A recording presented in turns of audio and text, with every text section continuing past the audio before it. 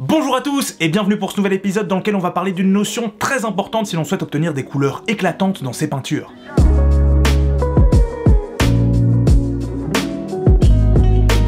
Je vais vous parler d'astuces pratiques qui, j'espère, feront la différence dans votre approche de la couleur, donc restez bien jusqu'au bout, je pense que ça va vous plaire. Et la première chose à définir est la notion de couleur éclatante. Par couleur éclatante, j'entends couleur la plus vive possible, la plus lumineuse, une teinte au maximum de sa saturation, alors allons-y, entrons dans le vif du sujet, démonstration. La saturation d'une couleur, pour faire simple, c'est sa pureté. Plus une couleur est pure, puissante, plus elle est saturée. Au contraire, lorsque l'on ajoute du noir, du blanc, du gris, ou la complémentaire d'une couleur, celle-ci perd en saturation. On va le vérifier tout de suite avec ce rouge cadmium particulièrement éclatant lorsqu'il sort du tube, je pourrais le regarder des heures. Imaginons que je veuille utiliser ce rouge, conserver sa valeur, c'est-à-dire ne pas l'obscurcir ni l'éclaircir, mais que je souhaite également le désaturer. Eh bien je n'ai qu'à créer un gris qui corresponde à sa valeur, donc je dose mon noir et mon blanc afin d'obtenir une valeur qui me semble correcte, comme celui-ci. Et vous allez voir qu'en mélangeant ce gris à mon rouge, celui-ci va conserver sa teinte, il reste rouge, il ne vire ni vers le violet ni vers l'orange, il conserve plus ou moins sa valeur, il n'est ni plus sombre ni plus clair, mais il perd en saturation, l'on voit bien que la couleur est moins vive, plus terne. Plus j'ajoute de gris à mon rouge, plus il perd de sa puissance, moins il est saturé, le gris étant une couleur totalement désaturée.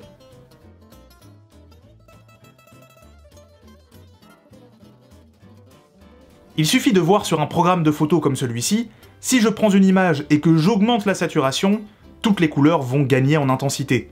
Au contraire, si je baisse la saturation de mon image, mes couleurs vont perdre de leur éclat, et l'absence totale de saturation donnera une image en noir et blanc.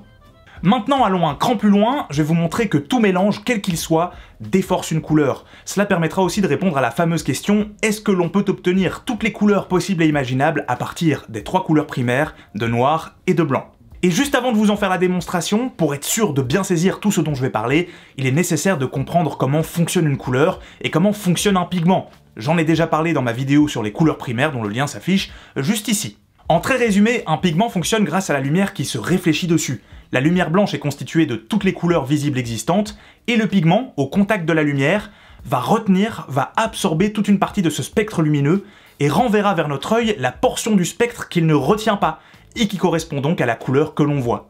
Et maintenant je vous montre. Nous allons comparer un vert émeraude pur, sorti du tube et donc composé d'un seul pigment, avec un vert émeraude que je vais créer moi-même, en mélangeant plusieurs couleurs, du bleu, du jaune et un peu de rose. Et voilà, en travaillant mon mélange de la sorte, je parviens à obtenir un vert émeraude tout à fait convenable. Donc, est-ce que cela veut dire que l'on peut en effet obtenir n'importe quelle couleur grâce au mélange de couleurs primaires ?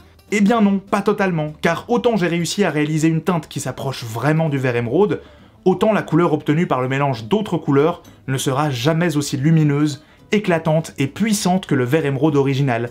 Jamais. Et ce, simplement parce que mon mélange est constitué de plusieurs pigments différents. Chaque pigment agissant en absorbant de la lumière, mon mélange, même s'il est réussi, renverra toujours moins de lumière que la couleur composée d'un seul type de pigment. Et ainsi, on l'observe, utiliser un pigment unique, pur, sans mélange, donnera toujours une couleur plus éclatante que la même couleur obtenue après un mélange. Cela signifie donc que plus on mélange de couleurs entre elles, moins le résultat obtenu sera lumineux. Du coup, est-ce que je déconseille de partir uniquement des couleurs primaires pour composer ces couleurs? Eh bien non, au contraire, d'abord parce que cela permet de bien comprendre comment fonctionne un mélange, ce qui est primordial si l'on souhaite apprendre à bien maîtriser ses couleurs, et ensuite parce qu'il est important aussi de considérer les couleurs moins saturées à leur juste valeur, elles sont très importantes, et j'aimerais insister sur ce point. Si vous souhaitez donner du mordant à une couleur, la faire sortir du lot, cela se fera aussi en fonction de l'environnement dans lequel vous la faites exister. Une couleur vive sera encore plus puissante si les couleurs qui l'entourent le sont moins, et cette notion est vraiment primordiale, car l'équilibre d'une peinture réside aussi dans la maîtrise de cette balance entre couleurs éclatantes et couleurs plus sobres.